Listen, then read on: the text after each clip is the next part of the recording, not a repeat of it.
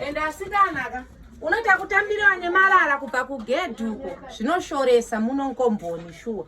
Kwapa ukusuka mapureti kari kupikwa kakangadzaka. Wachira karara mamukasema. Kankadzi katandaza ndanga kakafukunura kumakuwa chete hunhu hake ena soka. Ekaindinje. Tandaza. Kanhu kako kachiri kuite 12 kiloko munhu wemurora. Mama saka dzichatsvoda kukatakashamba. Budai kwachena kare. Ini zvekuzonzi ndotaurisa ndida asikana. Asikana budai musuke. Mapureta anosukiwa pamba pamwe anomonera wakasadza woja. Kwete kungomuka muzibhedha. Ndakakudza mama kuti munhu Kenya aka munokasapota munokadasirwa reka kukushungurudza. Sewe zvako nyarara wakarorewa kangani? Apa wakaya nemimba kamwe kamwana kari kuyamwa. Ibonyarara kuti zi keep zi. Buda.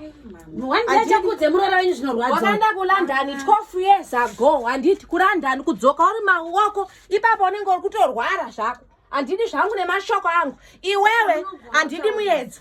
Wazvinzi andidi muyedzo. Asi mama kama mungosvika muchivhura dhota karamba ko Paka patombona kana mutsvene chero kanzobona. Kudza zvandikukudza ndikudzidzisa mba kwedu. Mama ndozani mama anditsvagira memo ndana memo.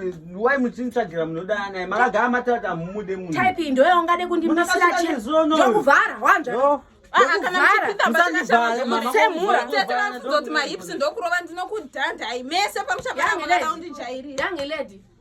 Pano pamba pangu ndakarorewa narume angu kuchengetedza imba kuti murume apana pandangu kubva nhasi wewe makurara mukitchen ndakakupa room ndakaita ndakachengetedza imba dai baba asina mukadzi wechitu. Papa ndakalenga murume wangu kwete mimi nevana venyu asina kuda. Chero chokwadi machinja chairaiwo panze pachiwanze kuratidza kuti pane murowa chairai ndomhosva kwangu kumba mai. Manje yauda kunditira ndikakuvinga ipapo ndokudhinda ndombonzanikwe.